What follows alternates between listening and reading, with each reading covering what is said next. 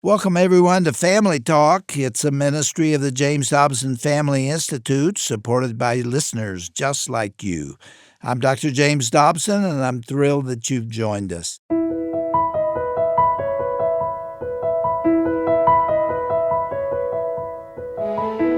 Welcome to Family Talk, the broadcast division of the Dr. James Dobson Family Institute. I'm Roger Marsh. On June the 6th, 1944, Allied forces launched one of the most daring military operations in human history, storming the beaches of Normandy, France, in a battle that would ultimately break the grip of Nazi Germany on occupied Europe. The men who fought and died that day left a legacy that still echoes across generations. On today's edition of Family Talk, we are continuing airing a special conversation that Dr. James Dobson recorded several years ago to commemorate the 75th anniversary of that invasion. In the recording, he's joined once again by retired Lieutenant General Jerry Boykin, decorated war hero, original Delta Force member, and the son of a sailor who was wounded driving a Higgins boat ashore at Omaha Beach. In this second installment, they'll dig into what made that generation so remarkable and what their sacrifice still means for America today. So sit back and enjoy this powerful conversation featuring Dr. James Dobson and the panel talking about storming the beach, remembering the sacrifice of D-Day on today's edition of Family Talk. Well, hello, everyone, and welcome to this Friday edition of Family Talk. I'm your host, Dr. James Dobson, and I thank you for being with us again today. Yesterday, we talked the whole program about the D-Day invasion in Normandy. We're going to do it again today because it was a crucial turning point that eventually ended World War II. Our program was dedicated to honoring the countless men who sacrificed their lives on that day for the cause of freedom. My guest then was my good friend, retired Lieutenant General Jerry Boykin. He's a highly decorated and seasoned war hero who now serves as the Executive Vice President of the Family Research Council. General Boykin is with us again today, and I'm delighted about that. Jerry, we were talking last time about the greatest generation. I think that's where we ended our conversation. Talk about that. What made them great? And have we seen the likes of that generation since? We have not seen a generation like them since, for the reasons that we've talked about. And you talked about the generation of the 60s, which were the baby boomers. It was the dependents of these men that came across that beach that day. And these men, they went to war. Some of them came home with deep physical as well as emotional scars, and they just went right back to the farms, the factories, the industries, and they restarted their lives, and they didn't ask for anything. That makes them, in my view, the greatest generation because they changed the course of world events. They conquered, not only the Nazi Germany, but they defeated Imperial Japan. And you stop and think about it. The Japanese today, had we not won in World War II, would control the entire Pacific Rim, and the Germans would control the entire continent of Europe, probably all the way down to Central Asia. And I think that's a significant accomplishment for the greatest generation. Yeah, somebody said we could all be speaking German today if we'd lost in the European War.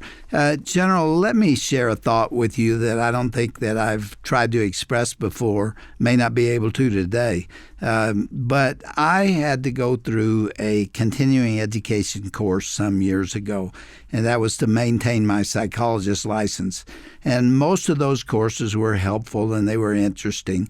But on one occasion, the topic was particularly boring, and the speaker had a monotone voice, and I was bored out of my mind. And so I was looking for a way to entertain myself. And I picked up a pen and began calculating the years that a male baby might be born without later being required to fight when he came of age. And I started with my own life. I was born in 1936, so I was just a boy when World War II was waged, and I was also too young for Korea. That occurred afterwards. But I was too old for Desert Shield and Desert Storm or the campaigns that you led. So I continued to calculate, and I considered every year from 1925 to 1995 to indicate which of those years produced babies that would later have to fight in a war. And would you believe there are only 8 years like that? Wow. I was born in one of them, but only 8 years where a baby was able to grow up and not be involved in combat. The inspirational thing is that in all of those situations, when the men were called upon to serve, they did it, and most of them did it admirably, and you're proud of them, aren't you? I am indeed, and you keep in mind we've got an army today that has been at war for 18 years. You stop and think about that. These people are 2 years away from retiring, and they've known nothing but war. They volunteered for it. They weren't drafted. Absolutely, there was no draft. We haven't had a draft since 1973. These are all volunteers that came into our military, and many of them, Dr. Dobson, came in post 9/11. They came in knowing that America was at war and wanting to be part of it. And that generation and the generation today, they came in knowing they were going to war, not hoping they wouldn't have to, but knowing they were going to. Let's go back to your father. His name was Cecil, right? But he didn't like that name, as I understand. No. Cecil did not like Cecil. His name was Cecil Gerald Boykin. So when he came in the Navy, it was a lot easier to do this in his day, but he changed it to Gerald Cecil, so they would call him Gerald. So you were named Jerry. after him. I was indeed. Can you remember some of the most profound lessons that you learned from him? I sure can. A lot of people say, I learned my work ethic from my dad. Well, no, I really did. I mean, my dad worked hard. And when I was growing up, because he worked for the Marine Corps, he was gone a lot. But the other thing that I learned from him, even though he was gone a lot, working for the Marine Corps, when he was home, he spent quality time with me. And I knew when he was home every weekend, I was going to be with my dad. And that got a little problematic when I started courting a little bit, Doctor, and because I knew it was a priority, would have to go to my dad. So, but he spent a lot of time with me, hunting and fishing and camping and doing those kinds of things because he understood the importance of having a man to mentor a boy. You may be aware when this was Eastern North Carolina, and after my brother and sister and I were out of the home and had our own families, he adopted a little boy. His name was Shakif, and I say he adopted. He never had any adoption papers or anything, but everybody knew that Shakif was Gerald Boykin's boy. He helped him to grow into being a good baseball player. That was my dad's big sport. That's what he loved. He was known as Mr. Baseball. And he got Shakif all the equipment. He told my brother and sister and I, now Shakif's your brother, treat him like your brother, so we did. And my dad, when people would say something about the fact that this young boy was black, my dad would say with pretty directly, he would tell them to mind their own business, but he might have added an expletive or something in there to make sure they understood how serious he was about it. But that was him. He knew that a boy needed the mentoring of a man, and if Shakif didn't have a father in the home, he was going to fill that void. You said that was North Carolina. That was not a time of racial tolerance, was it? No, it was not. It absolutely was not. It's different today to some extent, but it was a racially charged environment there in this little town that we grew up in. And I think they've gone to great lengths to overcome all of that racial past and all. But what he did, drew a lot of scorn from, many of the people he considered friends because you just didn't do that. But to him, there was a far more important principle, and that was a boy needs to grow up under the mentorship and leadership of a man. He needs somebody to teach him. Still true today. Absolutely. Your father sounds a whole lot like my dad. My dad was an evangelist, and as such, he was gone a lot. And he had a profound impact on my life. And who would have believed it given how much he was gone? My mother actually raised me. But when he came home, he was mine. And we hunted and fished together and made things in the garage. And yeah, he found a way to connect with me, even though he had to be gone a lot of the time. And he also had a profound love for the Lord. Your father was not a Christian until later in life. At least that's what I've read. Yeah, Doctor, he knew the Bible, and it just is the most bizarre thing. He knew the Bible, and he read the Bible all the time. I think that he thought maybe because he was a Mason that he had confessed Christ as his Savior. I'm not sure exactly what was going through his mind, but in the last probably 10 years of his life, he came to Christ. And Doctor, when he did, he was a fanatic. And he was such a fanatic that when he was in the hospital in the last year of his life, the chaplain wouldn't even come in his room anymore because he was trying to lead the chaplain to Christ, He was just a very, very happy, joyful guy. Even though he knew he was in, the last months of his life, he was very joyful. And my mom actually, and I was there too, but my mom said my dad was just laying in bed in a semi-conscious state. He was more like in a coma, but he was babbling, and he was saying, "Yes, Lord, yes, Lord, yes, Lord." And my mom said, that reminds me of Peter when God said, "Lovest thou me?" And he said, "Yes, Lord." And he kept asking him, and he finally said, "Yes, Lord." Like, what do I have to do to convince you? Well, that's what my dad was talking to the Lord. Some listeners may say, "Oh, that's silly." No, it's not silly. And not when you have a relationship with God. You do talk to God. And he was talking to God in this semi-conscious state. And so I don't know what God was saying, but I know he was saying, "Yes, Lord, yes, Lord." So he came in a big way, and it was wonderful. When did you find the Lord? I found the Lord in 1971, January 1971. I had just come in the Army. I came in the day after Christmas of 1970, and I got to Fort Benning on the 3rd of January, and all through college I'd run from the Lord, and I just simply did not want to submit myself because I wanted to live the life the way I wanted to live it, not be encumbered by a relationship with God. And I grew up in the church. My mother was the most godly woman you've ever seen, but I was in my quarters one day at Fort Benning, Georgia, as a brand new second lieutenant, and the Holy Spirit just, in that still, small voice, said to me, "I have a plan for your life, but it will never be fulfilled if you do not submit yourself to me." And right by myself, I knew what I had to do. I knelt down and I just said, "Lord, I'm tired of running from you." I said, "Take my life and do with it as you please." And from that point on, I have not turned back.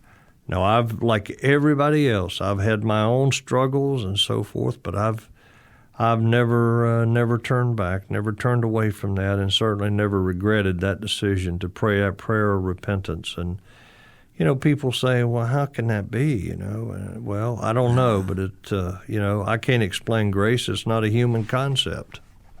The Army is an unlikely place to find the Lord, is it not? It is. I was in the Army. I just remember the environment was hardly conducive to at least the beginning of a spiritual walk.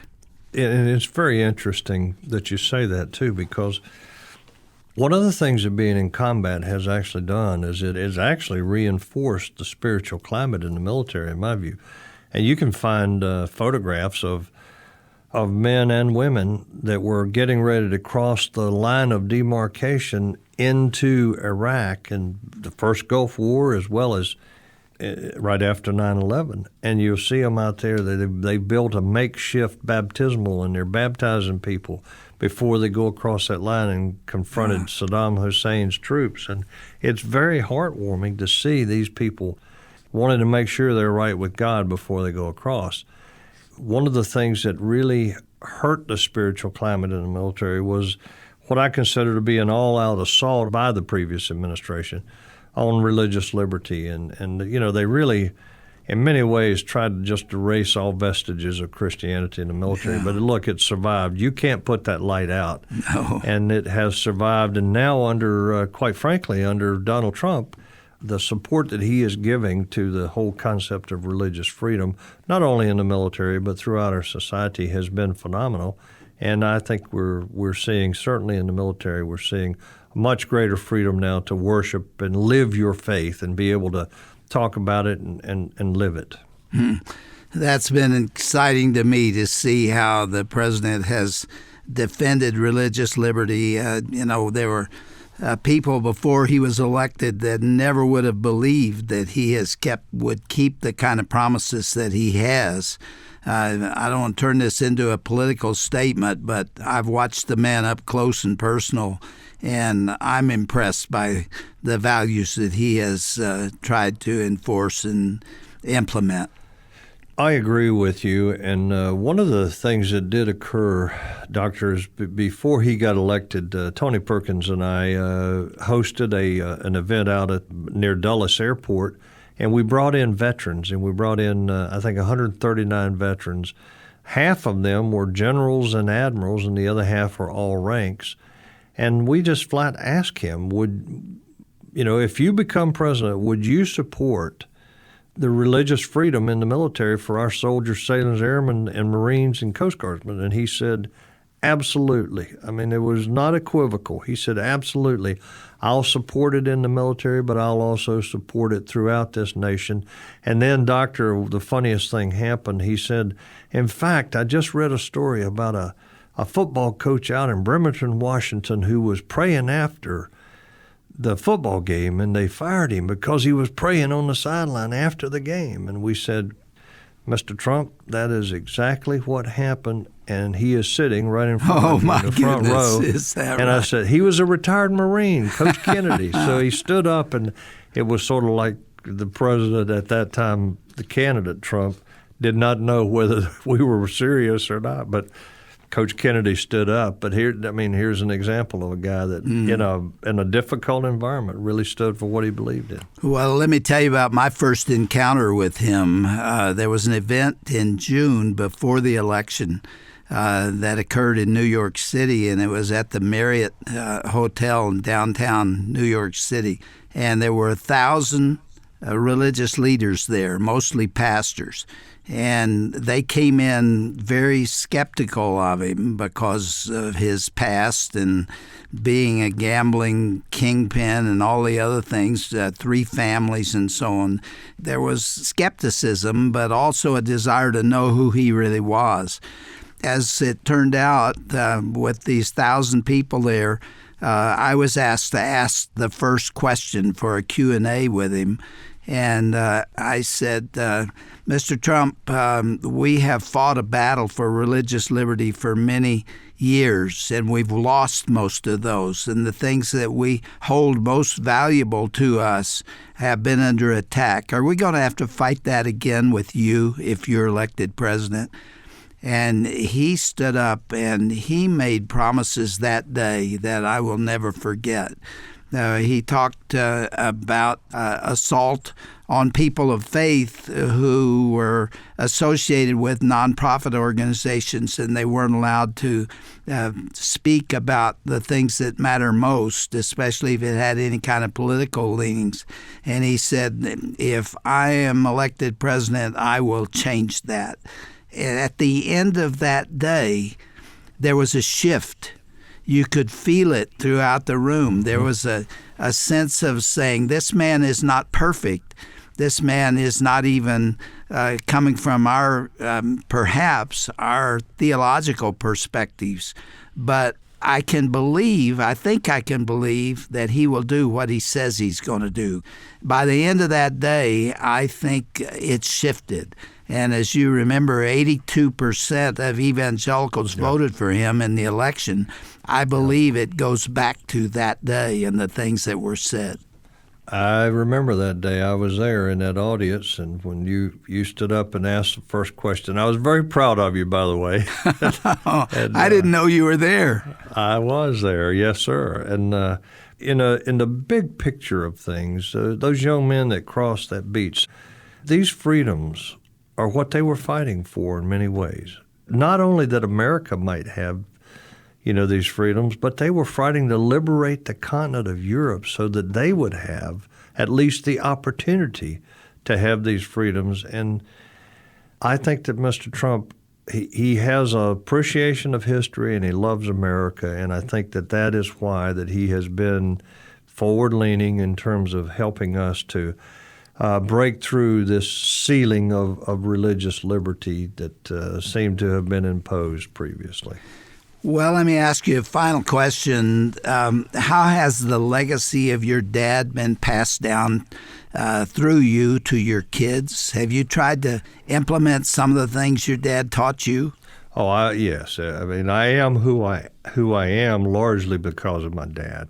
But let me tell you, Doctor, it's amazing that when my three sons and I and my brother and I, we do a lot of family stuff, hunting trips, fishing trips to Alaska, and we always sit around a campfire at night. Inevitably, one of the topics of discussion that night will be reliving things that we observed in his life, and things that he said. And we laugh a lot, we cry a little bit, we honor his memory. And I think that honoring the memory of those that went ahead of us, particularly our forebears, is an important piece of maintaining a strong, healthy climate in the society. And so we do that with my dad. And every single time, if you sit by the fire 5 nights in a row, you're going to tell stories about Pop. Mm-hmm. How many of your children are in the military or have been? 2 of my boys were in the military. The third one tried to go into the military but had taken Adderall when he was like 12 years old, and they wouldn't take him at that time. So 2 of them served in the military, one as an officer and one as a non-commissioned officer. Mm-hmm. And you're proud of them? I'm very proud all of them. Absolutely. I'm proud of all of them, and I'm particularly proud of those that have served. Well, we've been talking to Lieutenant General Jerry Boykin, a great friend of mine, a great patriot, about a number of things, but particularly memories of his father, who was involved in the D-Day landings, was piloting or driving a Higgins boat, was seriously injured, lost an eye, woke up in Virginia after being unconscious for a period of time. He paid a price along with thousands of others. As I said earlier, I think yesterday, 9,000 men were wounded or killed during those D-Day landings, and we owe them a debt of gratitude that we will never be able to pay. Lieutenant General Boykin, thank you for being with us. I have great love and respect for you, and I appreciate your giving us the time today. Doctor, thank you for letting me share this day with you. It's a great privilege, and I love you, and you just got to stay in the battle because we need you. It beats sitting on a front porch someplace. That's right. Give my regards to your team at Family Research Council. I will do that. All right. Well, General Boykin said it quite well, didn't he? We owe these men a debt of gratitude we will never be able to pay. You're listening to a special edition of Dr. James Dobson's Family Talk, part 2 of a moving conversation Dr. Dobson had with retired Lieutenant General Jerry Boykin. Now, if you missed any part of today's program, or if you'd like to go back and listen to part 1, you'll find all of the audio at jdfi.net. Those men crossed that beach fighting for freedom, the freedom to raise families, to worship God, and to live by truth and principle. And those are the same things that we stand for every day here at the Dr. James Dobson Family Institute. If today's broadcast stirred something in your heart for the next generation, we urge you to stand with us. Your donation of any amount helps us keep broadcasting messages of faith, family, and freedom to millions of homes all across America. To make a secure gift online, visit jdfi.net. If you prefer, you can also make that donation over the phone. A member of our constituent care team will be happy to take your call when you dial 877-732-6825. That's 877-732-6825. Well, I'm Roger Marsh, and on behalf of all of us here at Family Talk and the Dr. James Dobson Family Institute, thanks so much for listening today. Be sure to join us again next time right here for another edition of Dr. James Dobson's Family Talk, the voice you trust for the family you love.